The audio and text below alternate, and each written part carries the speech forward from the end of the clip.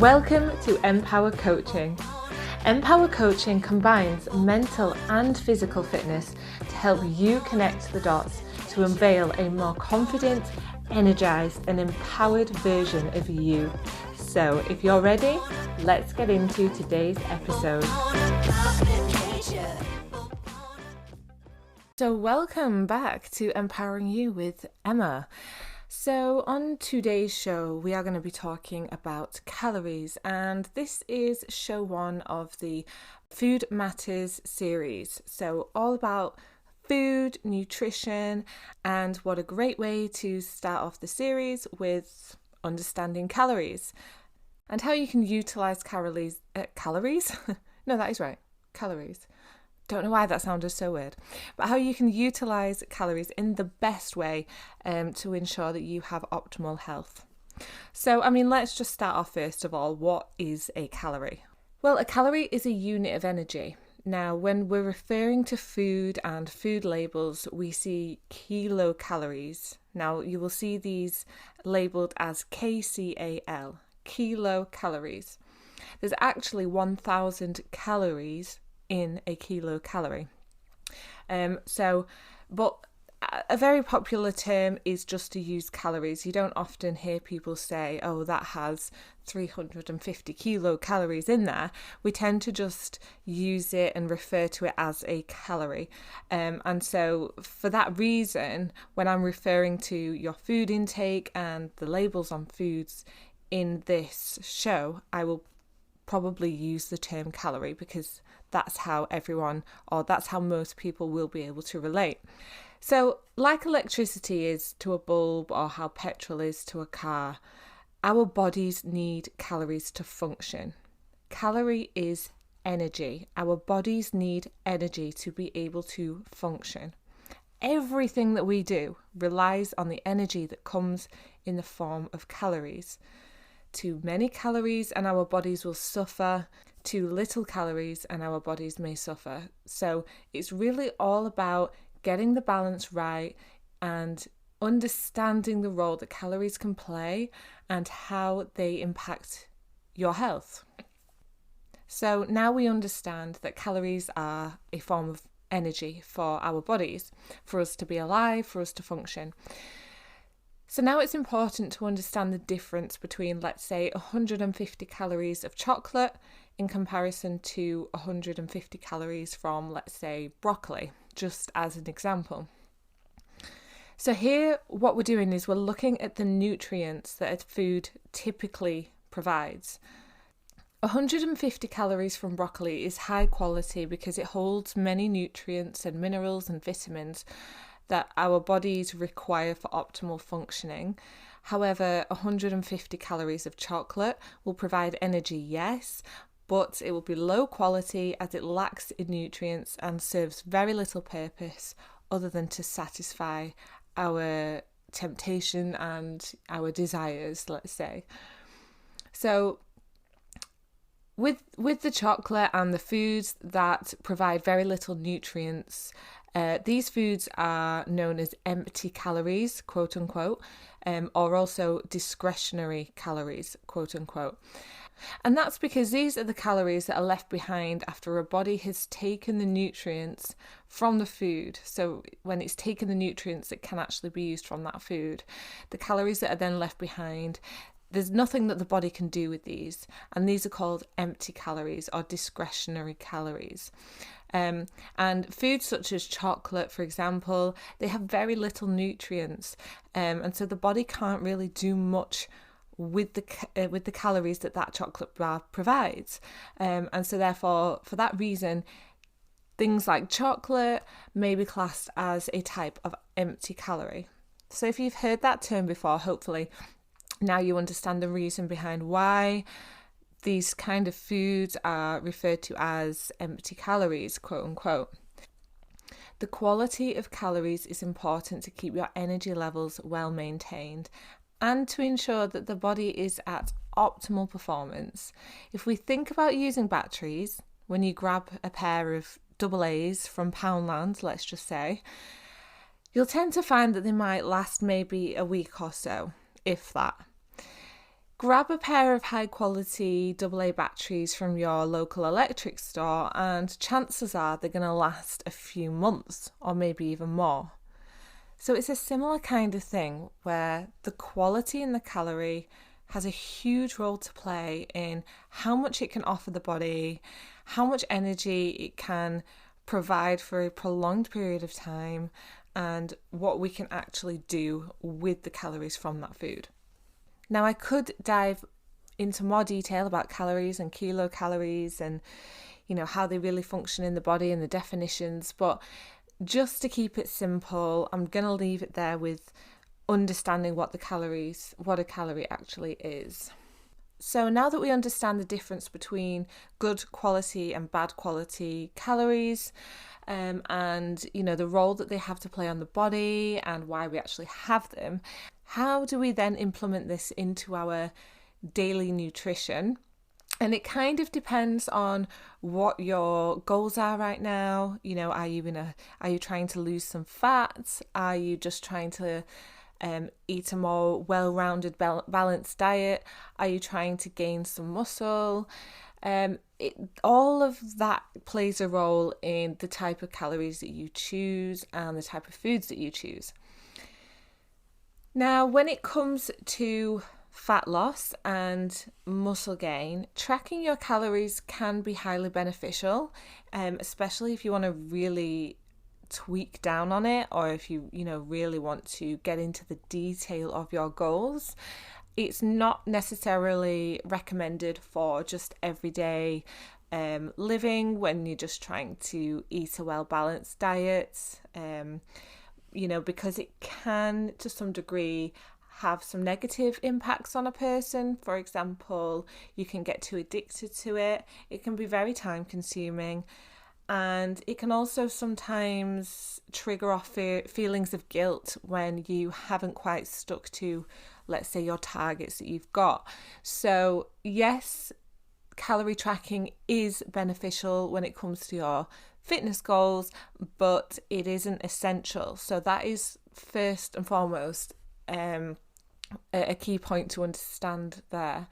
But when we do track our calories, you have to understand what your body actually needs first, what your body requires just to be alive, just to be as it is, to maintain, to function without any form of exercise or anything, to breathe and to live. You need to find out what it is, the minimum requirement, and then you kind of just go from there. So there's plenty of calculators out there that you can use. If you just do a Google search on calorie calculator, or if you hop back to a few of my episodes, I do actually talk about using a calorie calculator and tracking your calories. And in that podcast, I also discuss and go through a calorie calculation example with you. So you can have a look through there. But for example, if we're in a fat loss stage, then we need to work out what it is that we need initially just to maintain, be alive. And then from there, we need to decrease the calories by, let's say, a couple of hundred. That's really all it needs initially at first anyway. So your required calories must include things like your activity levels. So that would also be how active your job is. For example, if you are someone who has a desk job and you're sat down most of the day, then this is very different from someone who works in a warehouse or in a supermarket stocking shelves where you're on your feet constantly throughout the day, using up a lot of energy. So you need to make sure that you factor that into it. And then how many times a week are you exercising, if at all? So if you're exercising for 5 hours a week, then that's going to be very different in comparison to someone who maybe goes for a walk once a week on a weekend. So you have to factor that into your requirements as well. And then when you've done that, then it's just a case of adding or subtracting calories in versus calories out. So if you want to lose fat, then it's all about the reduction of calories. It's being in a calorie deficit, as we call it. So let's just say, as an example, pure example, your daily requirements are 2,000. You've worked it out what your body needs for your height, your weight, etc., and your daily activity levels. It comes out at 2,000, so then you're going to reduce it by a couple of hundred calories. And then you track it for a couple of weeks. Are you losing weight? Great, stay at it. Are you putting weight on? Okay, you need to reduce those calories a bit more. Maybe the initial calculation wasn't right. Are you not doing anything? Are you just staying at maintenance? Then maybe we need to reduce the calories a bit more. And that's as simple as it is. Honestly, that's all it is. Now, on the flip side of that, if you're wanting to gain muscle, then you need to be in a calorie surplus. So you need to eat more calories. So 2,000 calories, that's your minimum, that's your daily requirement. We want to build some muscle, we need to eat some more, so we will eat 200 calories more, just to begin with.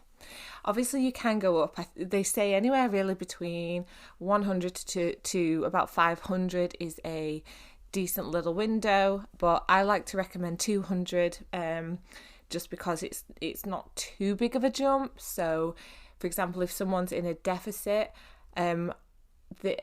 usually what I found is that people will prefer to do it by 200s rather than do a huge 500 because holding themselves accountable and sticking to that can be quite difficult because of the sudden change in their daily eating patterns. And the same goes for gaining muscle as well. Some people struggle to eat that much food and get that much in there. So doing it by a couple of hundred at a time is a decent way to measure without causing too many side effects as well.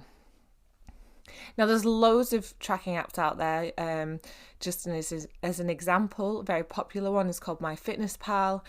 And then if you want the UK version or similar version to that, I think it's called NutriCheck. So these two are great, really easy to use. Yes, it takes a bit of time getting your head around it at first, but once you've got the most common foods that you would tend to eat on a daily basis in there, it's literally just a matter of copy over to the next day. So simple. Get your head around it first, and then once you've done that, initially it becomes really easy. And these are great ways to do it, but again, warning, with that you have to make sure that you use the app correctly. Just for example, I've had clients come to me, they said, Emma, I'm tracking, I'm putting all the food in right, I'm scanning the barcodes, I'm still putting on weight, what's going on?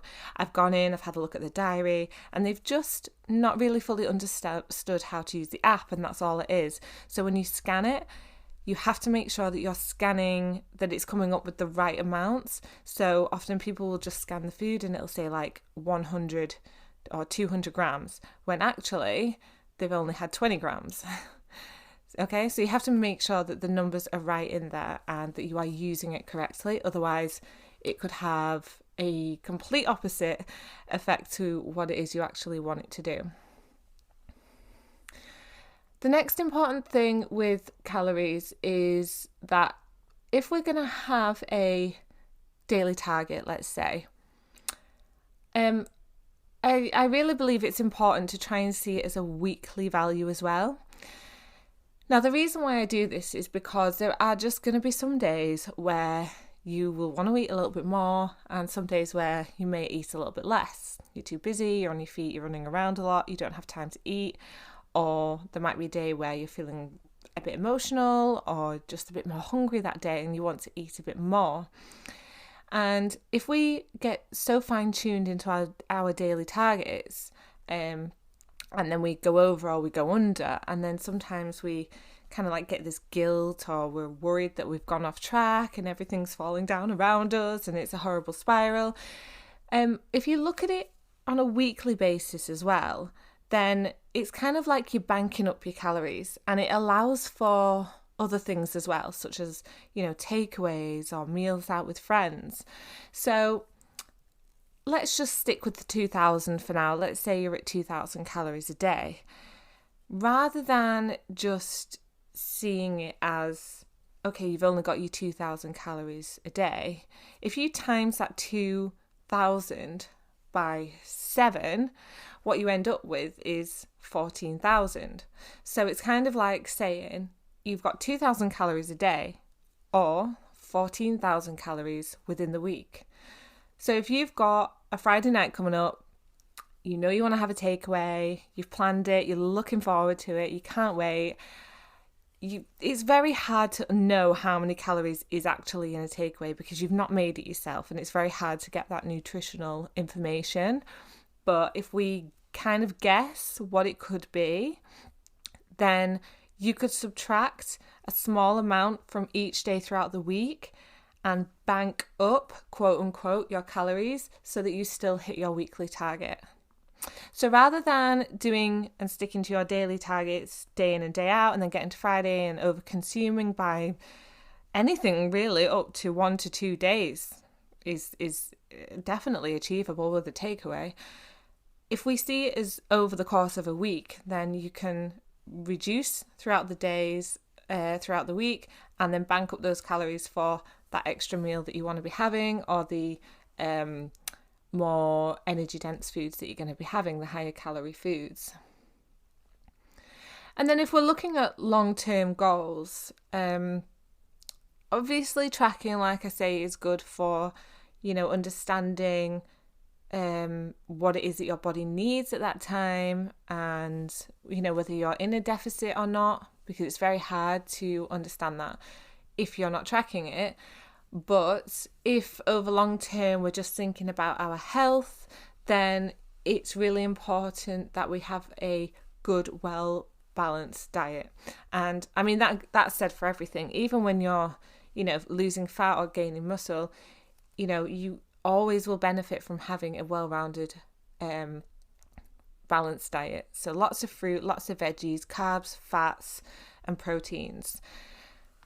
And when we're focusing so much on losing fat or gaining weight, sometimes we can really stick to the same kind of foods day in and day out because we know how many calories are in them, and they become our safe foods, quote unquote. And that's fine, that's good, but it can also mean that we end up not paying attention to other nutrients, minerals and vitamins that we could be getting from other foods as well, and that actually our diets aren't very well rounded and they're not very balanced. So we have to make sure that we are still having a well balanced diet throughout. And obviously we don't want to be tracking for life. We might be doing it for a small period of time, but we don't want to be fixated on tracking calories this whole time. We want to get to a point where we feel comfortable just consuming certain foods and just being mindful about it. Now, there is a thing for this, and it's called intuitive eating. And I'm not going to say it's easy. It is definitely difficult, especially if you're someone who struggles with your nutrition already and maybe you have a poor relationship with your food. Being an intuitive eater is, I guess, the ideal and is what everyone would, love to achieve, but it's not as easy as that. And so I think tracking your calories can sometimes be like the stepping stone to that. But basically, to keep it very short, with intuitive eating, it's listening to your body and eating only when you're hungry, when you feel hungry, and knowing when to stop when you're too full. Now already I imagine that some of you are listening to that and thinking, oh yeah, I can't do that. And I'm with you on that. I struggle with that. If I've got a plate of food in front of me, chances are I'm going to eat everything on that plate. I don't really have that ability or mindfulness to know when I'm too full and I can't have any more, unless I've gone too far. I think everyone knows at that point. And so that's what intuitive eating teaches you. It teaches you to really get into tune with your body and to only eat when you're hungry and only stop eating when you're full. Now, when that comes to fitness, it's a little bit more tricky because let's say we've got a 1 hour weightlifting session ahead of us. we know that's going to require a lot of energy from the body, and especially if we want it to be a good session, minimizing any risk of injuries, then we need to have enough energy for that session. And remember, energy is calories, calories are food.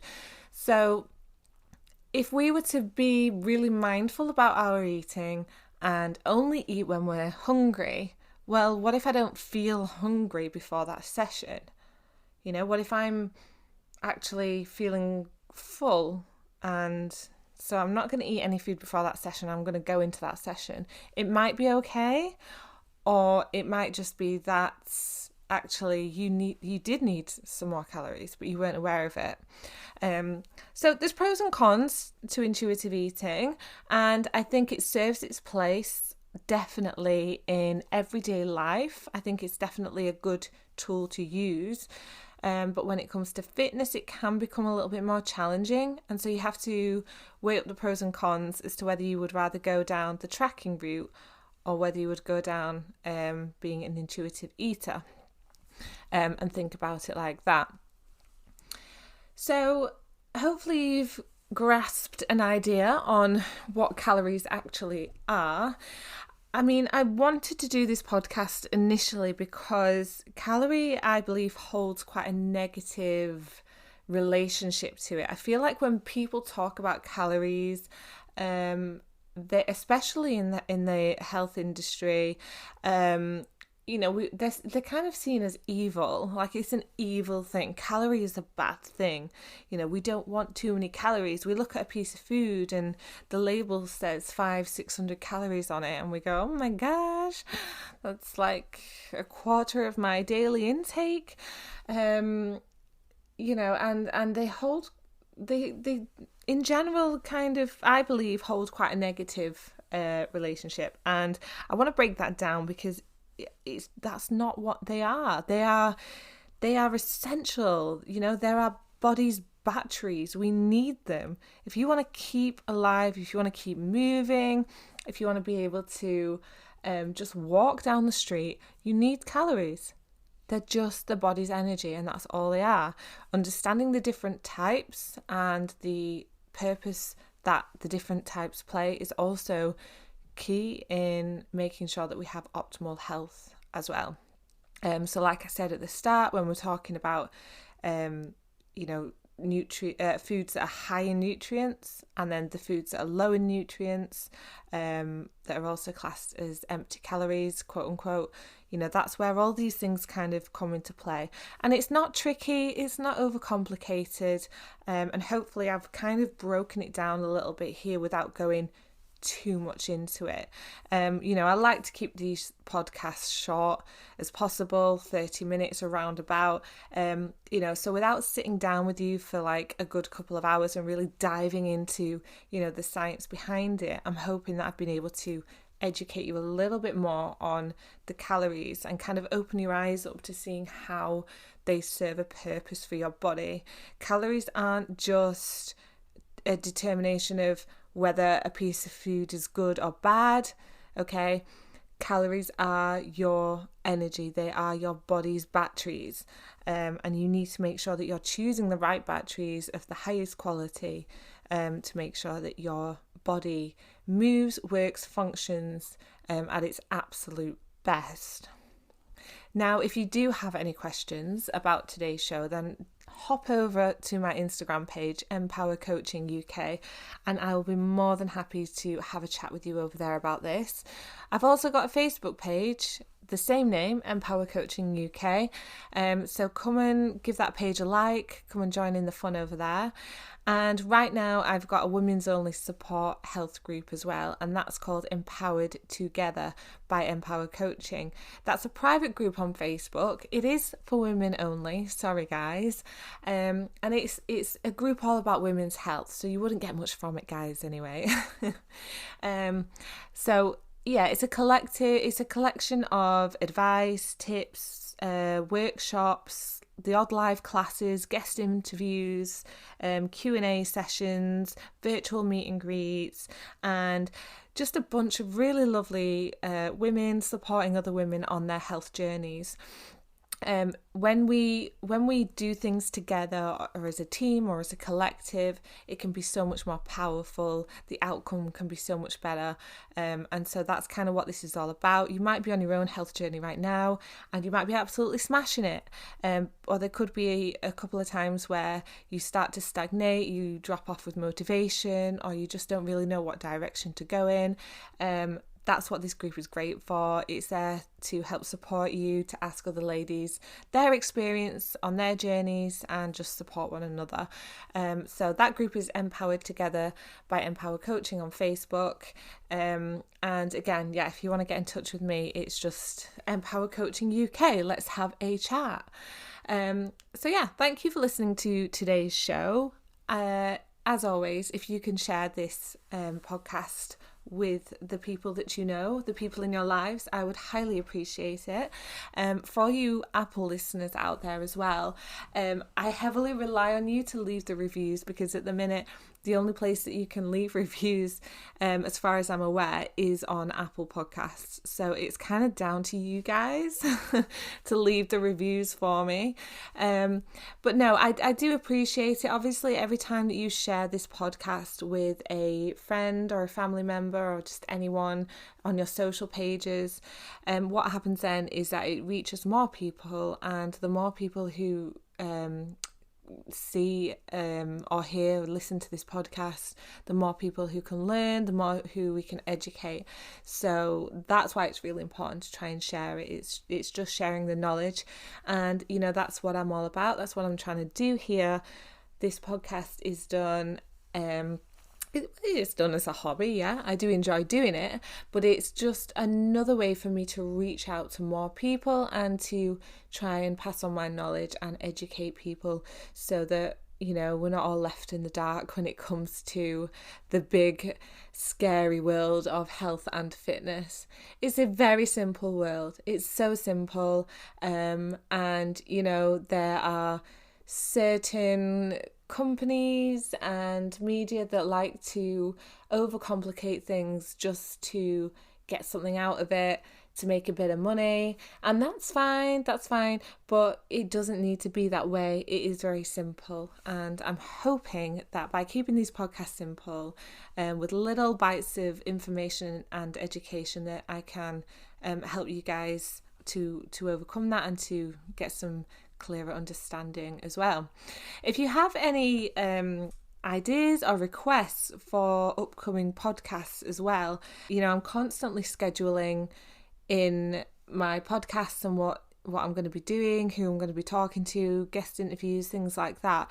So, you know, you're my listeners. I'm here to serve you. And if you've got any ideas of what your requests of what you would like me to talk about, then please definitely shoot me a message on my Instagram and let me know, because yeah, these are here for you. So you might as well take control of that to a degree and let me know what you want to talk about. All right, I'm going to leave it there. Thank you very much again for joining me this week, and I will be back next week. Have a great weekend. Bye. So we're going to talk all about calories today. We are going to look at what is a calorie, how to track your calories, understanding your calorie requirements, and how calories can affect your goals with regards to health and fitness,